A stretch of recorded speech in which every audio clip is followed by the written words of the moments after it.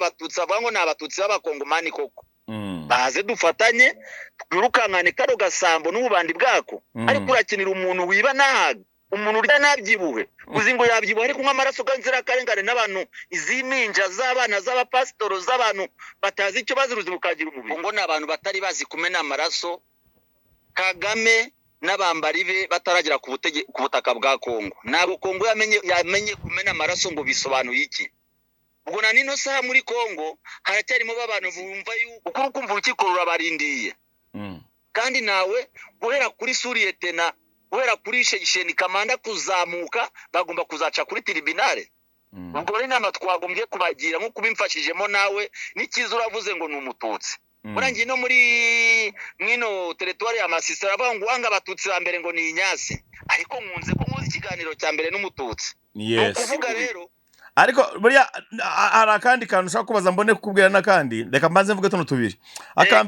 akambere njya numva abantu biha amajeke ngo buriya ngo n'abazungu baba bamutumye ngo urabona abazungu ibyo bakora ariko abazungu nabo batuma umugome bakubwira ngo ukata umuntu ijose se bakubwira ngo hohotera umuhutu bakubwira ngo umurangize mugire gutya na gutya ikindi cya kabiri nshaka kubaza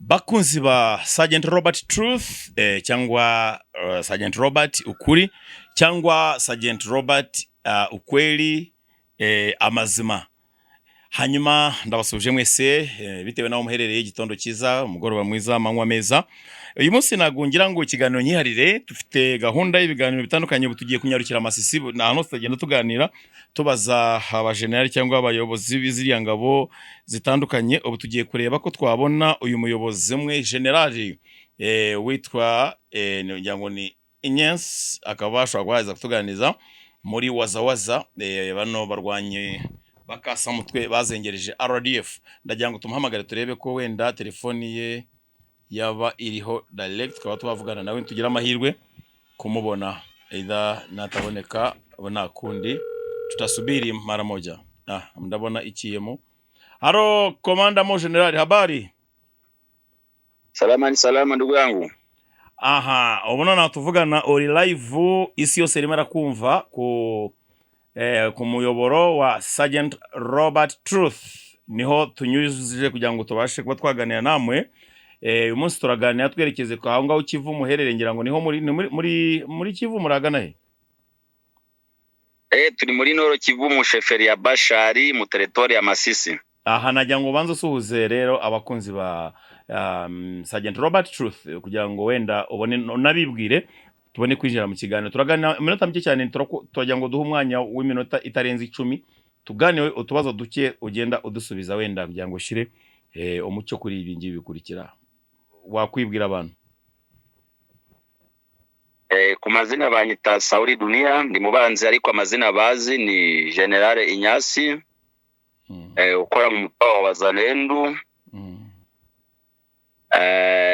wahagurutse ejo kurengera ubusugire bw'igihugu cyacu cya Republika Iharanira Demokarasi ya Kongo asante sana turabakunda kandi tukabashimira kuba mwahagaze ku busugire bwanyu igihugu gifite ubusugire gifite indangagaciro zacyo ariko kirababaje cyane cyangwa biranatubabaje twese abanyafrika pana Robert gusa n'abanyarwanda benshi hafi 80% bari mu Rwanda bibaza impamvu y'iyo ntambara yo Kagame yashoye ku butaka bwa Kongo benshi bakagenda bavuga ngo Kongo ntigira igihugu ihohotera ariko ugasanga Kagame ari wohoro yugabaho ibitero kuva mu 1996 yirirwa atera icyo gihugu kiziranenge igihugu kirangwa n'abapresident batigize bacokoza ibindi bihugu kugira ngo babyatakinge ahubwo ari igihugu cyakira abantu bose bakagituramo bakagihahiramo bakagikiriramo hanyuma turagushimiye cyane inshuti ndi mubanzi cyangwa generali ukaba uri mu mutwe wa Wazalendo urindwanyi imaze igihe ihirwanira ubusugire bw'igihugu cyanyu wowe uko bibona iyi ntambara yanyu kugeza ubu ngubu mu Rwanda muhagazemo mwatewe n'u Rwanda ihagaze ite ese ni ikihe kizere waha abantu ku buryo intambara ishobora kurangira vuba cyangwa igakomeza wana journaliste ndagushimye cyane kuko natwe twabyifuza ngo twidukurana ibiganiro namwe ni cyiza kuko nawe uri n'umunyarwanda mba mbeshari. Ndi umunyarwanda jewe uri mu buhungiro mu gihugu cya Uganda maze imyaka 6 nari mu ngabo za RDF, nari Sergeant Major, nari umwarimu w'abasirikare, nari umuhanzi, nari umuntu traininga NCOs senior officers n'abandi. Nari umuntu wigisha ibintu bitandukanye cyane, nari umukangurambaga, nari umuntu sensibiliza abantu gukunda igihugu, nari umuntu uforomata nkinjiza abantu inyenyi z'amatwari bitewe na leta igishatse, ari ukubeshya ari ukuri byose nkabibuzuzamo, ari ukubuzuza ubugori byose narabikoraga. Ariko today ndi out of country, ndi hanze y'igihugu. Sawa, aho ngira ngo ramenye. Okay, ndagushimye cyane ku cyo kibazo wabashije kunsubiza, umbashije kumbaza Pluto. Ubwo twe twaje gukura kuva navutse muri 79, twaje kuza gutangira kubona intambara muri Kongo 96, tuyikuramo. Yari iyobowe na Joseph Kabila, bitaga Liberateur, soit yarafite muvuma nawe hagarikiye kuribera igihugu, ariko byaje kuza yari Laurent Kabila, yari Laurent Désiré Kabila. Yari Laurent Désiré Kabila. Ubwo ngubwo twaje kuza gukura natwe tuzi yuko abantu bose ari bamwe, ariko intambara zatangiye gukomoza, twaje kuza kugira ubwenge dusanga hari umutwe gwitwaga RCD. RCD gwaje kuza kuvaho ko gwatambutse mwarabibonye, gwari guhagarikira ubundi n'u Rwanda. Aja kuza umutwe gwa CNDP. Na n'u Rwanda nani no sawa ari chef wa CNDP wana nani Nkunda nani no sari mu Rwanda. Aza kugaruka M23 2012, agaruka M23 2020, ari ejo bundi ahangaha. Ubwo natwe biradutangaza cyane mu mico y'abasogokuruza kuvuka nta byamoko byari bihari. Ariko uyu mugabo Kagame vraiment iwaza muri Kongo ari kubesha ngo ari gushaka abanyarwanda bahungiye muri Kongo basize bakoze genocide, ariko yageze muri Kongo ajya hara mu rubaya akicira ku maboye gagaciro, akaba yiboneye FDLR, akaba ibintu byakeneye byose, ari guteza isahindanya muri Kongo. Abakongomani twebwe nambara idahari kwigira mu byacu nta kibazo tugerana n'ibihugu duturanye, ariko natwe dutangaza Kagame icyo dushaka muri Kongo ni igiki. Yes, uravuga uti ni igiki, natwe turibaza ni igiki, ariko igisubizo kirahari nuko Kagame ashaka ubutunzi bwa Kongo, kandi Kongo ubwo butunzi babufunze marembo bayafunze, u Rwanda ni rwabaho. U Rwanda ni rwabaho, novuga ngo u Rwanda rubesinga cyane ku mabuye ya rubaya ya hehe mu gihugu cyose Kongo, aho bacukura amabuye n'ahandi mutaramenya. Amabuye kuva mu 1996 igihugu twagikuye Kagitumba 1990 tukigeza Badorite. Mvuze Badorite mba mvuga ahantu twafungiye feri, tukatangira kumenya ubujura bwo kwibera Kagame n'urubyaro rwe n'umugore we n'abandi bambari be, bakabarebe amabuye y'agaciro kugira ngo buzuze inda zabo zidahaga, kandi ni nako bigomba kumera. Hanyuma udusagutse bakubaka za kaburimbo, bakubaka n'amiturirwa, bagategeka abanyarwanda kubaka iyo badashoboye, udashoboye bakamuteza cyamunara ikagurwa n'umuntu wabo, bakamuha amafaranga kubaka amazu mu mbuga cyangwa mu mazu yabo bakene batishoboye. Abo bitwa kavukire bakaba batewe inyuma y'ishyamba bakajugunywa hirya, nyuma bakaba benshi bakasanga babajugunye za Basinda hehe iyo ngiyo n'ahandi aho badashobora kuba ba sport ubuzima bwaho, ariko nyine bashobora no gucecekera. Ibyo rero Kongo niyo mpamvu y'intambara nuko iteye. Ahubwo cyo nakubaza ko muzi neza ko Kagame utamucyanyeho umuriro uhagije ngo ube wafata ibice byose yagabyemo ibitero, ntago yava kuri abataka, mutegereje iki kugira ngo umwotsi izo ngabo za RDF muzishyire ku cyokezo vuba?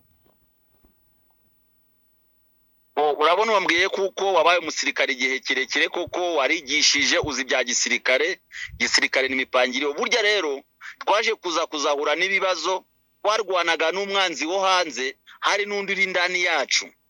Ariko dushimira perezida wacu uko agenda batarura buhoro, bari gufunga, bari gufungwa, abandi banatoroka bajya mu bihugu bitandukanye, bari gutoroka igihugu, n'abandi bose mubona bashiriye mu prison. No kuvuga ngo twarwanaga n'umwanzi tena tunicaranye nawe. yamara gutanga pura mugende murase gutya, agatanga tena pura kuri adui muze murase gutya. Ariko ni byiza cyane uko turi kumenya umwanzi ngo ninde. Harimo n'abantu benshi cyane b'abakongomani ngabo ngo bameze nka Kagame n'ubundi nabo inda zabo zitifuza guhaga zigafasha umwanzi gusahura umutungo wabo. Kandi nizere byo Kagame ari gukora byose, nta muhanda yari yubaka, mwaka arangije abesha abantu akigera kuri Goma, ndubaka Sake, guhera Sake kugera Kanyabayonga. Aruba Sake yaraje kwiba ari umuwashi. Igihe nikigera se natwubakira icyo kutakikagira ntiduzamwishura. Tuzi ko umurozi canwa n'ubwibazo byaba birebere mu gisirikare nye kuvuze ko ari umusirikare ubizi, ariko nabyo bari kubona bari kubibona, kandi dufite icyizere turikiri hamwe na president wacu uko tugomba gutsinda. Kagame yanga yemera ajya hasi tuzamusangayo, ajya hejuru tuzamusangayo, agomba gutsindwa yanze yemeye. Ushatse kuvuga ko aramutse yemeye gutsindwa muri Kongo agasubira mu Rwanda mwamusanga mu Rwanda? Ariko ziyuko abakongomani badahohotera, tugomba kugira tugafunga imipaka zacu, tudara na bino bipfa by'ibikongomani kumufasha byakwifuza kujya mu Rwanda akajya kubibika. Twabakongomani rega nago twiyenzaga nyeka murabizi. Mo general aho nago mwamudufashe, nago mwamudufashije. Twe nk'impunzi twifuza ko byibura mwa advancinga abanyarwanda bacu mugani ngo guheneye n'umuhenera kwita ikibura iki ikibura bya bindi.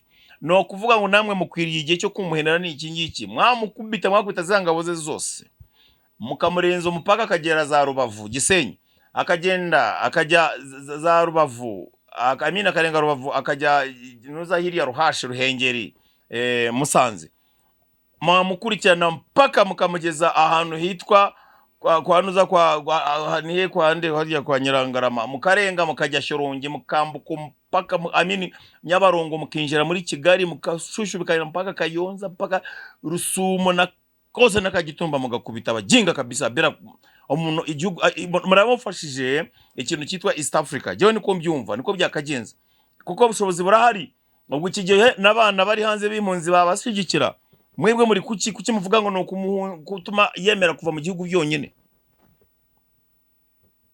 Ariko bwana journaliste, ibyo bajije ni ukuri. Natwe tubangamiwe buno n'ibice byacu yagiye agenda afata, ari kwibamwe amabuye y'agaciro, ari kwibibiti, ari kwibubwatsi bwacu bw'ibikuyu, ari kwiba buri kintu cyose ari gutwara mu Rwanda. Ariko turamutse tumwirukanseho uko nabambwiye ngo uri impunzi mwahungiye mu bihugu bitandukanye n'abandi, bakaza kudusaba izo mbaraga, bamusanga rwose nani cyabuza pe. Ariko dufite umuntu watwiyambaje ati natwe muze mudufashe uyu mwanza tumereye nabi, babafasha rwose nabasabye musada ngo bange kumuha musada. None se tugiye nko kumurasa ntabwo tudafite ababa dusabye musahada, twafata nka Rubavu, tugafata Kigali, tugafata Ruhengeri, tukashira kuri Kongo. Twebwe mu mateka ibi ndashaka kubikubwira yuko Idi Amin yacokoje Tanzania, yambuka muko Akagera ajya kurasa Tanzania, abanje n'amagambo menshi cyane mabi ayabwira mwarimu Kambarage Nyerere Julius. Icyo gihe rero amaze kwambuka alisubuta akafanya kitu kidogo, yafashe ku murizo w'ingwe, yaramwambariye aramurasa, amwambutsa Mutukura, mwambutsa ahitwa Chotera, Kalisizo mpaka Masaka, kiboko kabisa, mbarara barabomora mbunda z'ubwoko bwose, za Katyusha, za Sabasaba, zizo zitwa za bibunda by'ikigihe basigaye bita ngo ni biya mu karatasi, wanaingia mpaka kabisa bakubita za Ruka yabinjira Kampala, baramwirukangana avuza indura, arirukanga generali ahunga. Icyo gihe arinda ubwagwa mu mahanga. Ibi rero numva icyo gihe yahise abashigikira ntibabura, abantu barimo Kizayiro ni benshi cyane bakeneye kubabona ikintu cy'impinduka, ni benshi ariko gusa ngira ngo wenda mu bakuru bari muri iyo mitwe ya opposition, ngira ngo benshi banegotiatinga no muyobozi. Ariko ndavuga Kisekedi, President Kirombo, Baba Africa na ipia, ngira ngo byaba byiza ko mwewe Wazalendo namwe muzunga mu byo muze azaba yamuwe, mugakubita abanyarwanda ku buryo, kuko nimuvuga ngo murabareka